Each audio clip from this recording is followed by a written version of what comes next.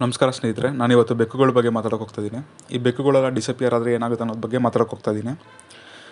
World's fastest ಕ್ರೀಚರು ಮತ್ತು ಕಾಡಿನ ರಾಜ ಮತ್ತು ನಮ್ಮ ಮನೇಲಿ ಮುದ್ದಾಗಿ ಮಲಗಿರೋ ಬೆಕ್ಕು.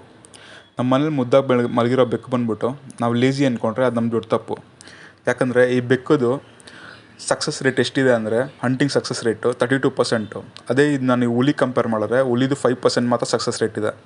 ಈ ಬೆಕ್ಕು ಬಂದುಬಿಟ್ಟು ಜಗತ್ತಿನಲ್ಲೇ 6ನೇ ಸಕ್ಸಸ್ಫುಲ್ ಹಂಟರು. ಅದೇ ಈ ಬೆಕ್ಕೆಲ್ಲ ಕಣ್ಮರೆ ಆಗೋದ್ರೆ ನಮ್ಗೆ ಎಷ್ಟು ತೊಂದರೆ ಆಗುತ್ತೆ ಅಂದರೆ ಇಲಿಗಳ ಪಾಪ್ಯುಲೇಷನು ಮತ್ತು ಬರ್ಡ್ಸ್ ಪಾಪ್ಯುಲೇಷನ್ ಜಾಸ್ತಿ ಆಗೋಗುತ್ತೆ. ಸೊ ಇವಾಗ ಇಲಿಗಳ ಪಾಪ್ಯುಲೇಷನ್ ಬಗ್ಗೆ ಹೇಳೋಕೆ ಹೋಗ್ಬೇಕಂದ್ರೆ ಜಗತ್ತಲ್ಲಿ ಇಲಿಗಳ ಮೈಯಲ್ಲಿ ಬಂದ್ಬಿಟ್ಟು ತುಂಬ ಬ್ಯಾಕ್ಟೀರಿಯಾಸ್ ಇದೆ. ಸೊ ಇದು ಬಂದ್ಬಿಟ್ಟು ಮನುಷ್ಯರಿಗೆ ಕಾಯಿಲೆ ಉಂಟು ಮಾಡುತ್ತೆ. 200 ಮಿಲಿಯನ್ ಜನ ಬಂದ್ಬಿಟ್ಟು ಪ್ಲೇಗ್ ಬಂದು ಸತ್ತೋಗಿದ್ದಾರೆ.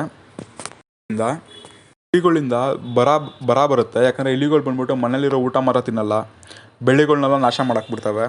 ಇದು ಲಕ್ಷಾಂತರ ಕೋಟ್ಯಾಂತರ ಇಲಿಗಳಾಗೋದ್ರೆ ಯಾವುದು ಬೆಲೆನೇ ಇರೋದಿಲ್ಲ.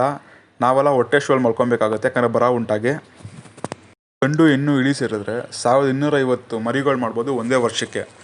ನೀವು ಲೆಕ್ಕ ಹಾಕೊಳ್ಳಿ ಹಂಗಾದ್ರೆ ಎಷ್ಟು ಇಲಿಗಳು ಎಷ್ಟು ಮರಿಗಳನ್ನ ಮಾಡ್ಬೋದು ಅಂತ. ಈ ಬೆಕ್ಕುಗಳು ಬಂದ್ಬಿಟ್ಟು ನಮಗೂನ ಇಲಿಗಳಿಂದ ಕಾಪಾಡ್ತಾ ಇದ್ದಾವೆ ಅಂತಲೇ ನಾವು ತಿಳ್ಕೊಬೇಕು. ಯಾಕಂದರೆ ಬೆಕ್ಕುಗಳಿರೋದ್ರಿಂದ ಇಲಿಗಳನ್ನ ಬೇಟೆಯಾಡಿ ಅವ್ರ ಪಾಪ್ಯುಲೇಷನ್ನ ಕಂಟ್ರೋಲಲ್ಲಿಕ್ಕಿದೆ.